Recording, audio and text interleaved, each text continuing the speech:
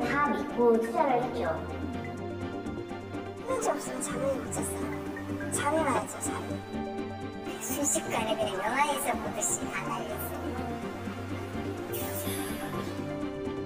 사기를 치려고 마음먹고 한 거기 때문에 이게 너무 괘씸하고 계속 피해자가 생길 거예요.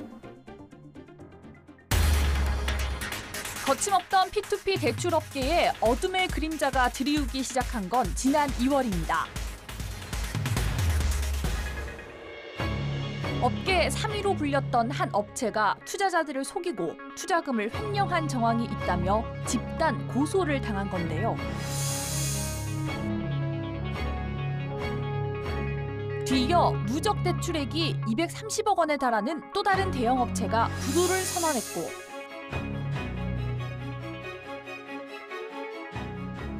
몇몇 유명 업체 대표는 잠적하며 업계가 혼란에 빠졌습니다.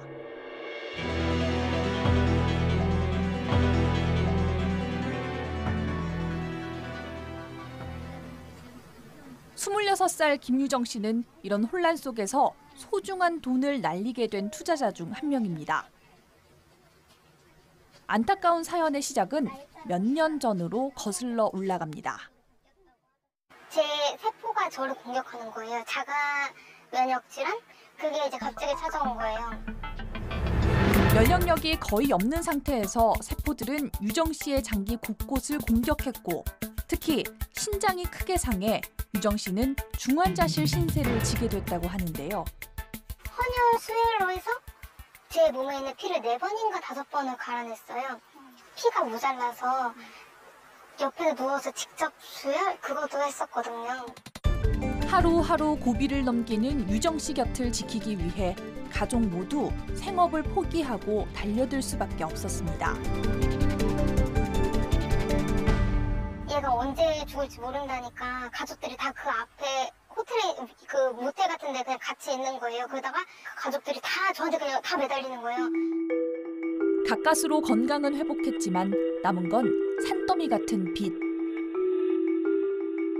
병원비 4천? 3천 넘었다고 하더라고요. 확인해 보니까. 다 들었던 거는 거의 억 단위가 아닐까 싶어요.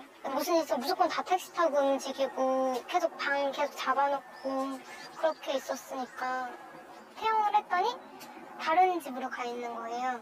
그 돈이 없어서 전세를 빼서 월세를 옮겼다고 했을 때 제가 가족들한테는 약간 짐 같은 존재라고 계속 느꼈기 때문에 투석이나 신장 이식 수술 등으로 언제라도 목돈이 또 들 수 있는 상황. 더는 빚을 지면 안 된다는 생각에 유정 씨는 악착같이 돈을 모았습니다. 진짜 많이 저축했을 때는 100만 원까지도 했었어요. 그때 당시는 130? 1시간 거리 막 걸어 다니고 그랬으니까 병원에서 수술을 하라고 이제 날짜가 딱 잡아주면 그때 그 돈을 빼서 하면 되겠다 이런 생각에 조금이라도 이자를 많이 주는 투자처를 검색하다가 P2P 대출 투자 상품을 알게 됐는데요.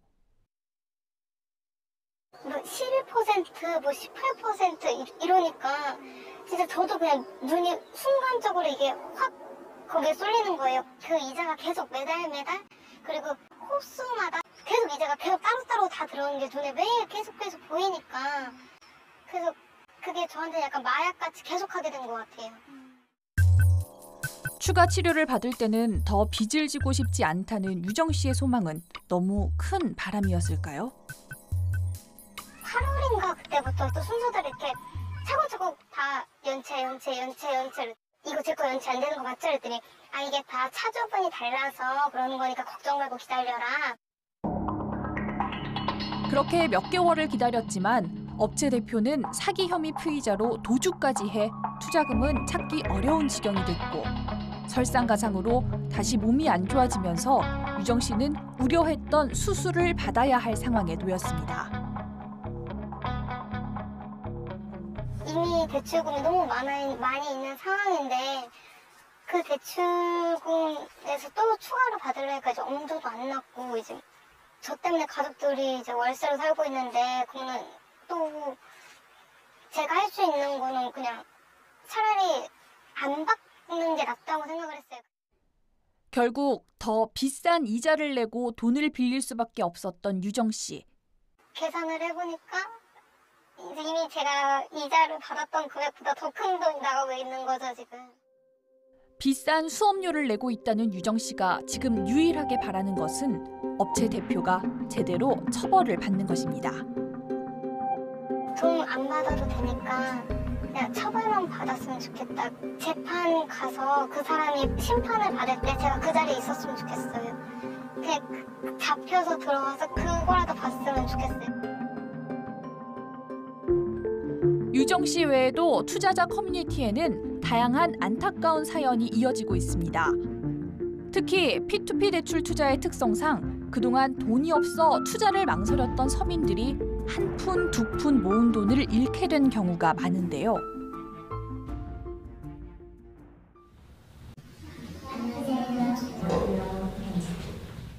아파트 중도금을 이제 저축을 해서 모아놓은 걸 중도금 그 날짜 전까지 잠깐 넣어놨다가 이런 투자 사기로 다 날리신 분들도 계시고, 또 대학원 등록금을 잠시 이제 투자한다고 맡겨놨다가 그것도 다시 돌려받지 못해서 대학원을 포기하신 분도 계세요. 결혼 자금을 투자하셨다가 이제 파혼 직전까지 가고 뭐 이런 분들도 계시고. 근데 어떤 분은 자기 아주 심장병 수술하려고 돈을 모았는데 그게 나이를 받으면 수술을 못하고 있다고. 업계에서는 이런 일이 벌어지는 건 애초에 시간 문제였다고 지적합니다. P2P 대출과 관련해서는 강제성이 없는 가이드라인만 있는 상태인데다 허가가 아닌 등록제로 진입장벽이 낮아 의심스러운 업체가 생기기 쉬운 구조라는 겁니다. 최소 자본금이 3억이면 P2P를 할 수 있거든요. 네. 그래서 그냥 그 하루 3억 자본금 증빙만 하면, 우리가 보는 홈페이지 같은 경우 심한 경우 한 500만 원만 주면은 할 수 있는 홈페이지도 있거든요. 프로그램을 사서 직원을 통해서 관리하고 그렇게 운영을 하고, 여직원 하나만 있으면 할 수도 있는 거죠. 사기꾼들이 진입하기 정말 용이한 거죠. 경력도 다 뭐 스킨스쿠버 뭐 자격증 그런 거 막 동화 작가도 있더라고. 동화 작가, 뭐 동화 지필 중 동화 작가랑 스킨스쿠버가 있는데 거기다가 그 돈을 왜 넣는? 진짜 내가 한심한 놈이지 내가. 내가 한심하지. 어이가 없습니다.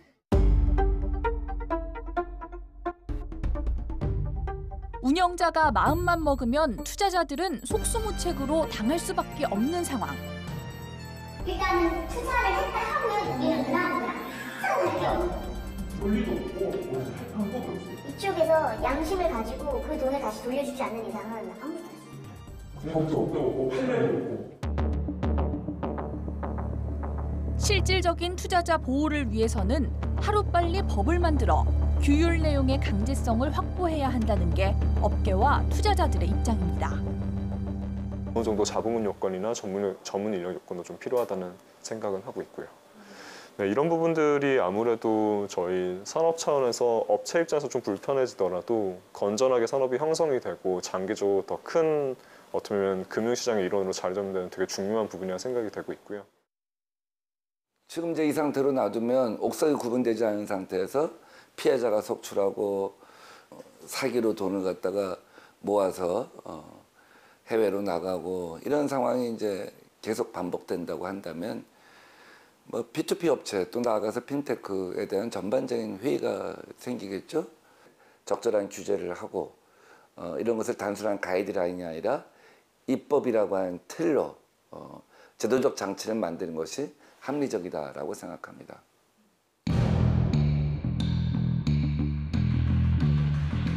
핀테크 산업의 총화와 금융사기 플랫폼의 갈림길에 서 있는 P2P 대출 산업. 이미 3조 원이 몰려있는 이 산업은 어떤 길로 가게 될까요?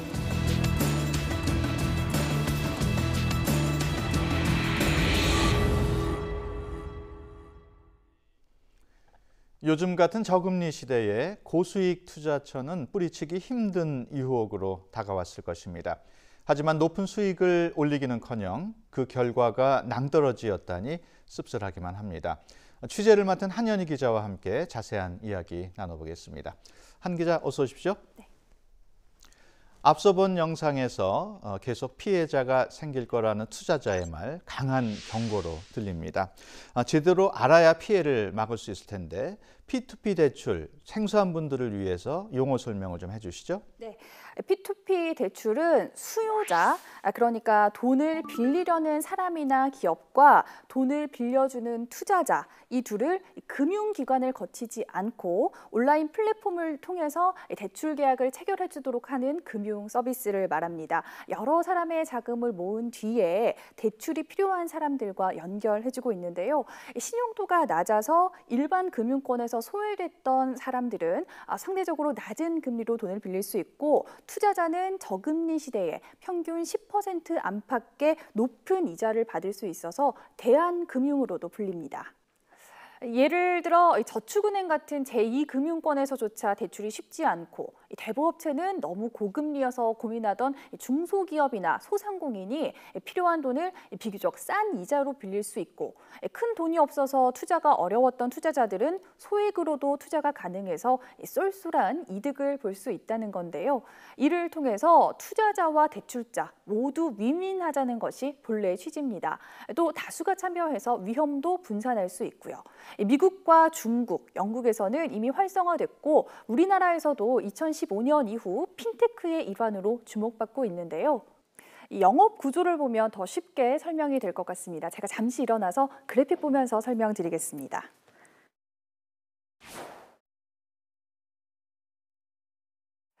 돈을 빌리려는 사람이나 투자를 하려는 사람이 이 둘을 연결해주는 P2P 대출업체를 찾아갑니다.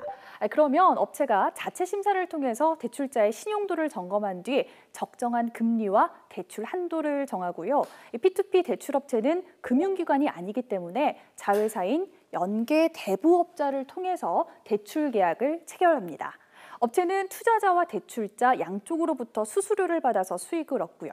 이 과정 전반에 여러 기술이 적용되는데요. P2P 업체에서 대출을 받고자 하는 고객들은 여러 이유로 금융사를 이용하지 못하는 경우가 많잖아요. 그래서 이들이 돈을 잘 갚을 수 있을지 심사를 잘하는 것이 가장 중요하다고 할 수 있는데, 이때 기존의 금융정보 외에 통신료 납부 실적이나 SNS 등의 빅데이터, 그러니까 비금융 정보를 포함한 다양한 정보를 활용해서 신용을 평가한다고 합니다. 또 여러 고객의 돈을 분산해서 투자하고 일정에 맞춰서 정산하는 등 대출 중개 과정에도 복잡한 플랫폼 기술이 들어가고요. 이런 것들을 종합했을 때 P2P 대출은 기술과 금융의 결합, 즉 핀테크의 하나로 볼 수 있다는 게 전문가들의 설명입니다. 투자자 입장에선 금리가 연 10% 안팎이라면 굉장히 높은 수준이어서 많은 사람이 몰렸을 것 같은데 어떻습니까? 네, 맞습니다. 2015년 말 기준으로 373억 원이었던 누적 대출액이 올해 5월 말 무려 3조 5천억 원을 넘으면서 투자 규모가 급격하게 커졌습니다. P2P 대출업체 역시 200개에 육박하며 시장 크기가 무서운 속도로 팽창하고 있습니다. 지금 설명을 들었을 때는 순기능적인 부분도 많다는 생각이 드는데, 앞서 영상에서 보면 피해자들이 급속히 늘어나고 있습니다. 일부 업체들의 먹튀 논란과 부도 사태로 피해가 늘고 있는데 가장 큰 문제는 뭐였습니까? 네, 현재 P2P 업계는 무법지대와 다름없습니다. 일단 업체를 차리기 위한 진입장벽이 거의 없다고 할 수 있습니다. P2P 대출업체를 금융기관으로 생각하는 분들도 있는데, 현재는 사업자 등록만 하면 되는 일반 회사에 더 가깝고요. 돈을 빌려주는 업무는 금융위에 등록한 연계 대부업자가 하게 되어 있습니다. 그러니까 지금은 자회사로 연계 대부업자만 두면 P2P 대출 플랫폼을 차릴 수 있는데, 연계 대부업자 등록도 크게 까다롭지 않습니다. 설립하려면 자본금 3억 원이 필요한데 등록을 위해 잠시만 돈을 빌리거나 여러 업체가 3억을 돌려가며 쓰는 경우도 있고 이에 대한 감독도 제대로 이루어지지 않는다는 게 업계 관계자들의 말이고요. 그런 만큼 부실한 업체도 많은 것으로 추정됩니다. 실제로 금감원에서 최근 실태 조사를 해봤더니 P2P 대출업체의 평균 임직원 수는 10.5명이고 이 가운데 대출 심사 인력 수는 3.7명밖에 되지 않는 것으로 나타났습니다. 앞서 말씀드린 것처럼 심사나 투자 등의 전문적인 기술이 필요한데 물론 소수의 능력 있는 사람들이 업체를 차린 가능성도 있지만 이렇게 인적, 물적 여건이 부실한 업체가 제대로 심사를 하고 투자자 정보를 보호할지 등은 의심스럽다는 게 당국 입장입니다. 특히 이렇게 진입 장벽은 낮은데 현재는 P2P 대출과 관련한 법이 없는 상태입니다. 법안 4개가 발의되어 있지만 언제 통과될지 불투명하고요. 그래서 현재는 금융위원회가 만든 가이드라인만 있는데 이건 말 그대로 권고사항에 불과합니다. 그래서 지키지 않는 업체도 많고요. 물론 금융위에 등록한 연계대부업자는 대부업법에 따라서 관리 감독을 할 수 있지만 대부업법은 고리대금 등으로 피해를 볼 수 있는 사람들을 보호하기 위해서 만들어진 거라서 투자자 보호와는 거리가 멀다고 할 수 있습니다. 한마디로 지금은 중간고리 역할을 하는 업체가 조금만 나쁜 마음을 먹어도 투자자들은 피해를 볼 수밖에 없는 상황이란 건데요. 더구나 업체 대표가 도주하는 등의 사건이 발생하지 않으면 피해 사실을 알기가 어렵습니다. 투자자들은 상품 설명서가 애초에 허위인지도 구별이 쉽지 않고 제대로 대출이 나간 건지 상환이 잘 되고 있는지도 알기 힘듭니다. 업체에서 돈을 빌려간 사람이 갚지 않아서 원금이 손실됐다고 하면 확인할 방법이 없는 겁니다. 현재로서는 P2P 대출업체를 믿고 투자할 수밖에 없는데 이 같은 법의 공백 상태를 악용한 업체들이 최근 들어 속속 수면 위로 올라오면서 피해가 급속히 커지고 있는 것으로 보입니다.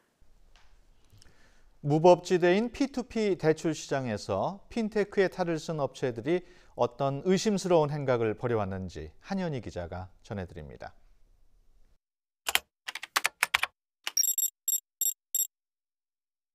얼굴만 보게요. 얼굴만 보게요. 아 잠시만요. 얼굴만 보게요. 얼굴만 보는. 아니 얼굴만 저기 보기는 아니 우리가 돈 다 떼있는데 지금 얼굴을 타는데 벌써 안 보여집니까? 이게 민중의 지팡이에요 이게? 누가 욕할 줄 몰라서 하는 줄 압니까? 내가 또 사고 싶은데 정말. 야이 X야. 네 선생님. 아까 보여드리는데 그거.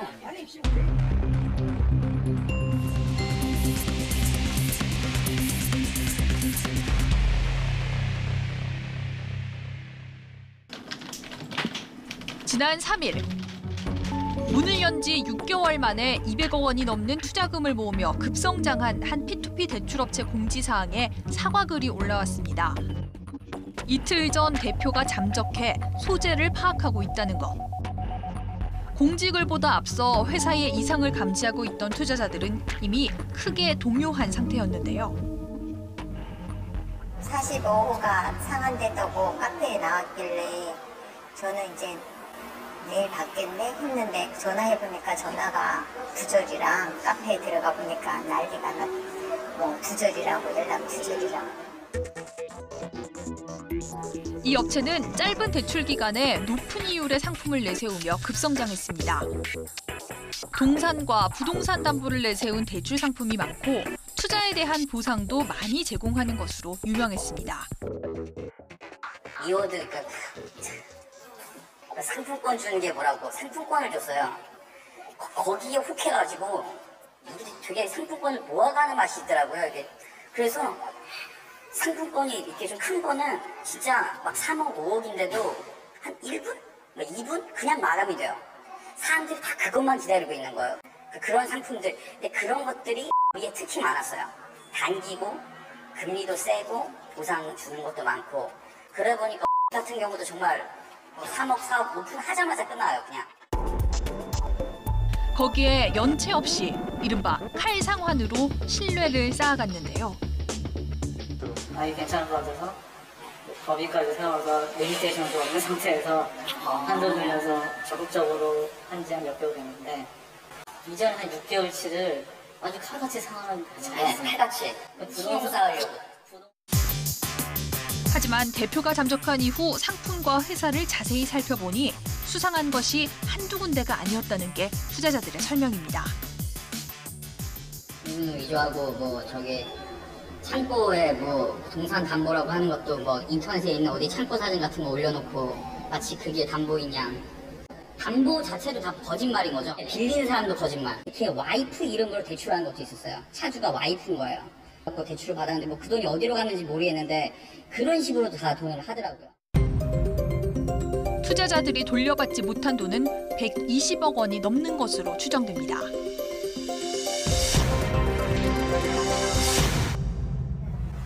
한 달도 안 되면 사실 1억도 넘어했어요.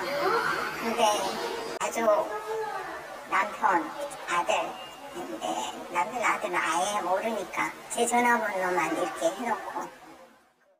회사 사람들도 지금 다 해갖고 그것까지 합치면 거의 1억이에요. 그러니까 저는 제가 소개를 시켰는데 소개를 시켜서 이제 직장 동료들까지 지금 다 얽혀있다 보니까 이게 지금 저도 제 애 때문에 막 여기 이렇게 나올 상황은 아닌데 솔직히 걱정되니까 지금 한번 와본 건데 보니까 답답해서 오긴 했는데 좀 뭐 지금 흐지부지 또 넘어가는 것 같은 느낌도 들고 좀 이건 아닌 것 같은데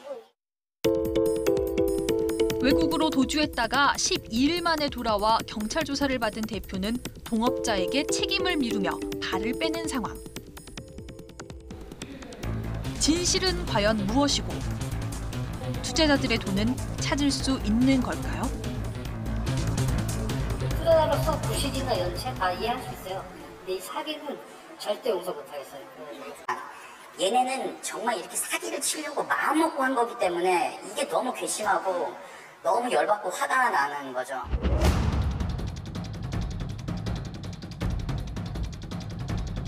(200억) 원이 넘는 투자금이 묶인 또 다른 P2P 대출업체의 투자자들이 낸 고소장에는 이 업체의 수상한 행각이 구체적으로 적혀 있습니다.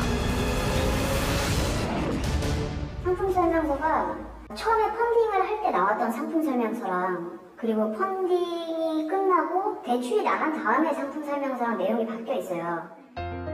투자를 결정하게 한 설명서의 내용이 예고 없이 바뀐 데다가 대출을 받아간 업체들 역시 실체가 의심스럽다는 게 투자자들의 설명인데요. 차입 회사들이 한 20여 개 돼요. 근데 투자 상품은 120 몇 개인데 20 몇 개의 회사들이 다 돌려가면서 대출을 받아간 거예요.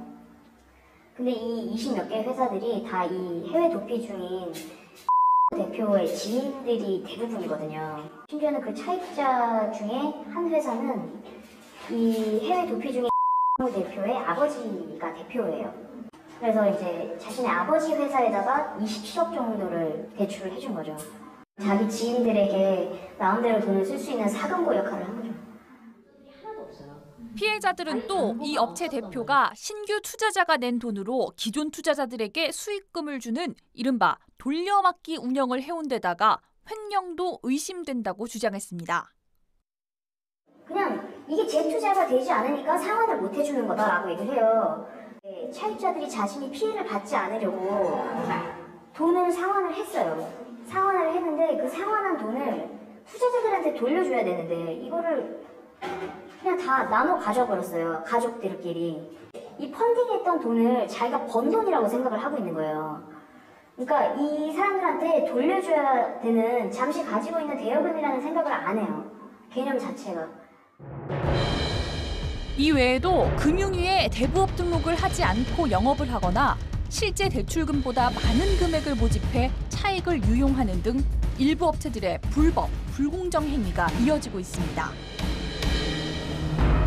하지만 법이 없어 금융당국이나 검찰, 경찰이 세세하게 업체들에 개입하기는 어려운 게 현실인데요.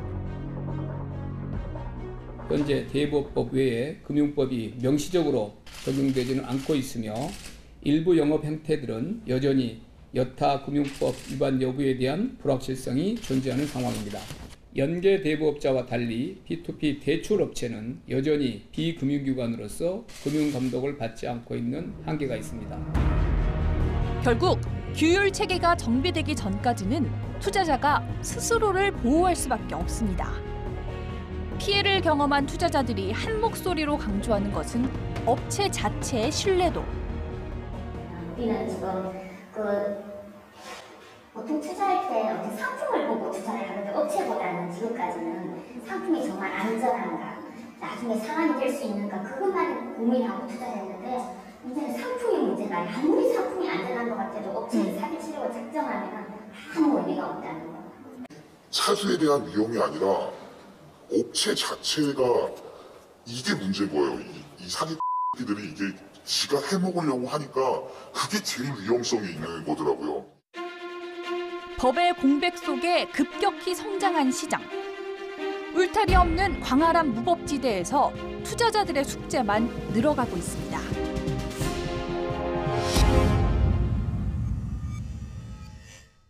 투자자들은 사라진 돈도 돈이지만 자괴감 때문에 더 힘든 시간을 보내고 있다고 합니다. 일부 업체들 때문에 P2P 대출 업계 전반에 대해 색안경을 끼고 보게 되지 않을까 염려스럽습니다. 한 기자, 지난 14일이었죠. 피해자가 속출하자 금융위원회가 대책을 내놨습니다. P2P 대출에 대한 가이드라인을 손질하고 업체의 단속도 강화하기로 했다고요. 네. 지난 14일 금융위원회는 P2P 대출업계 관리감독 강화를 위해 금감원과 검찰, 경찰 합동 점검 회의를 열었습니다. 우선은 기존의 가이드라인을 개정한다는 계획을 세웠는데 무분별한 돌려막기로 인한 피해가 컸다는 점 등을 고려해서 대출 만기와 투자 기간이 일치하지 않으면 대출을 제한하는 내용이 담길 예정입니다. 그 기간이 다를 경우 결국 나중에 투자하는 사람의 돈으로 먼저 투자한 사람에게 이자와 원금을 줘야 하는데 재투자가 이루어지지 않을 경우 피해가 다른 투자자에게 전가될 수 있다는 겁니다.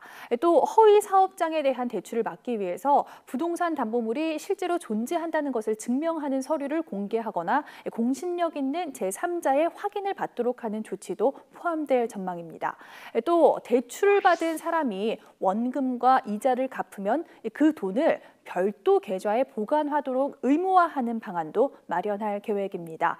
검찰과 경찰도 신속하게 수사하겠다는 의지를 밝혔는데 실제 점검 회의 이후 검찰이 여러 의혹이 있던 아나리츠라는 대형 P2P 업체를 압수수색하고 대표를 구속하기도 하는 등 수사에 속도를 내고 있습니다. 금융당국이 철저하게 관리 감독을 하더라도 관련법이 만들어질 때까지는 계속해서 피해자가 생기지 않을까 우려됩니다. 한 기자, 예방이 무엇보다도 중요할 텐데 투자자들이 투자하기 전에 꼭 알아둬야 할 유의사항 어떤 게 있을까요? 네. 우선 협회에 가입한 P2P 업체는 가이드라인 점검 결과를 공시하고 있어서 반드시 확인하는 것이 좋고요. P2P 업체의 임직원 수나 심사 담당 직원 수, 외부 전문기관의 위탁 심사를 하는지 등을 반드시 확인해야 합니다. 또 인터넷 카페 등을 통해서 평판을 확인할 필요도 있는데요. 다만 투자 후기도 비판적으로 봐야 한다는 지적입니다. 또 과도한 투자 이벤트를 실시하는 업체에 대해서는 각별히 유의할 필요가 있고 충분한 보안 설비와 인력을 갖췄는지 은행 등과 연계된 예치금 분리 보관 시스템이 도입했는지도 잘 살펴야 합니다. 한 기자, 취재하면서 방송에 다 담지 못한 이야기가 있다고요? 네, 지금 제가 들고 있는 건 투자금을 회수하지 못한 한 업체의 투자자 명단입니다. 어떤 상품에 얼마씩 넣었는지가 나와 있는데 100만 원, 1000만 원 이렇게 큰 돈을 투자한 분들도 있지만 6만 원, 9만 원 이런 식으로 돈이 생길 때마다 조금씩 투자한 분들이 많습니다. 투자라고는 하지만 일확천금을 꿈꾸는 사람들이 아니라 보통 사람들이 소소한 꿈을 채워가는 통로였다는 생각이 들었고요. 그래서 각각의 피해 금액은 숫자로는 작을 수 있어도 절대로 작은 금액이 아니라는 생각, 이런 일로 꿈과 희망을 잃는 사람이 없어야 한다는 생각이 들었습니다. 또 애초에 좋은 취지를 잘 살릴 수 있는 산업이 될 수 있도록 빨리 제대로 된 제도가 마련됐으면 하는 바람입니다. 한연희 기자, 수고 많았습니다. 하루빨리 제대로 된 실태조사와 관련법 제정으로 더는 고통받는 피해자들이 나오지 않았으면 합니다. 국민신문고 오늘 준비한 방송 여기서 마치겠습니다. 시청자 여러분 고맙습니다.